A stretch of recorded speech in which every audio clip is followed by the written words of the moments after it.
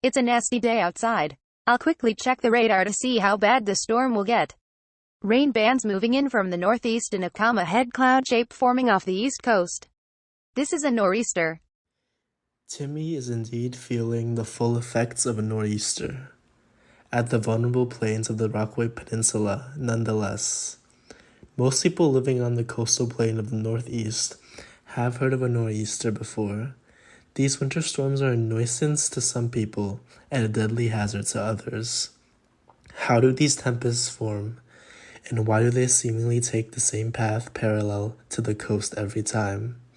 Today I will explain the origins and hazards associated with nor'easters along the eastern seaboard from Florida to Maine.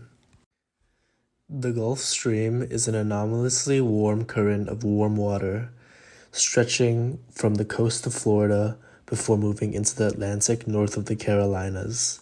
There exists a sharp cutoff between cold waters originating from Canada and the waters of the Gulf Stream along a line approximately at the latitude of Long Island.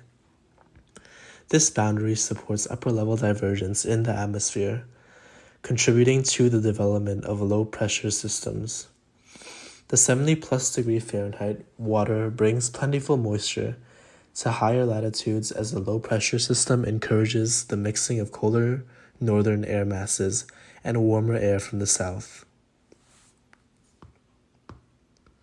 Nor'easters are powerful storms that can rival hurricanes in terms of their strength and the magnitude of their impacts. Due to the large pressure gradients between the center and edges of a nor'easter, strong winds can reach up to 100 miles per hour.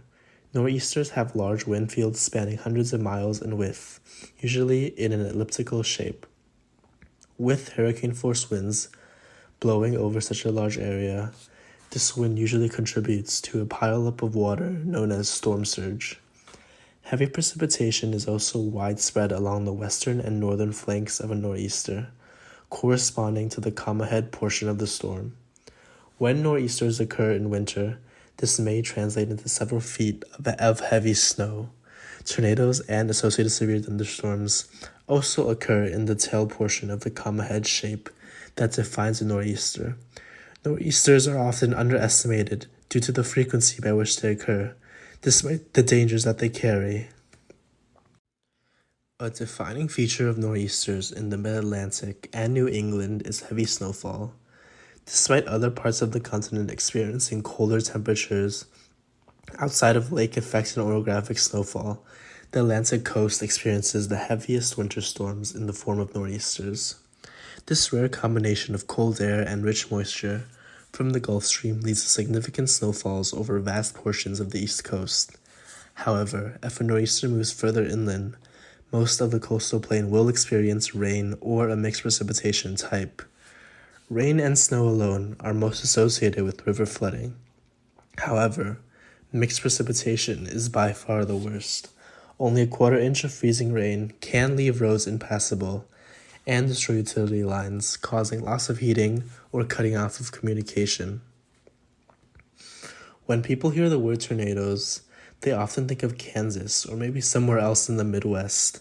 However, tornadoes are a significant threat to the East Coast during the most severe of nor'easters. Strong T-storms are present in most nor'easters along their southeastern flank.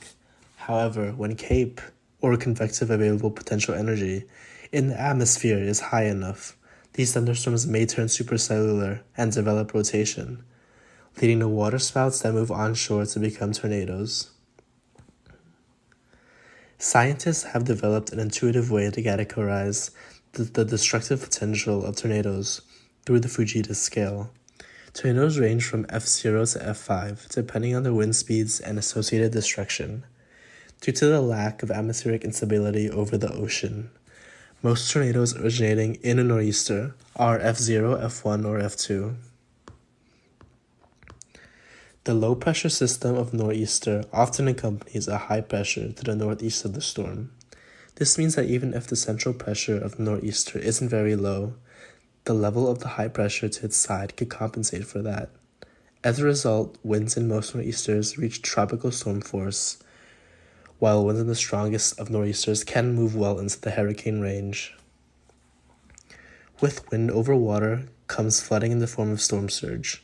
The height of storm surge depends on various factors, ranging from the shape of the coastline, the shape and size of the wind field, and the width of the continental shelf at a certain point on the coast.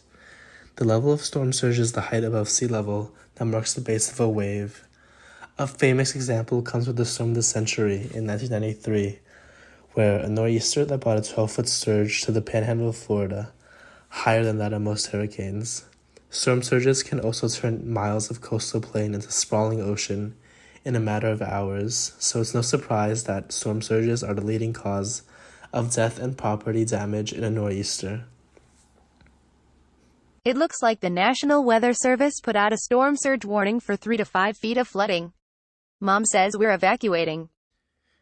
Your mom has the right idea, Timmy. Nor'easters are certainly no joke.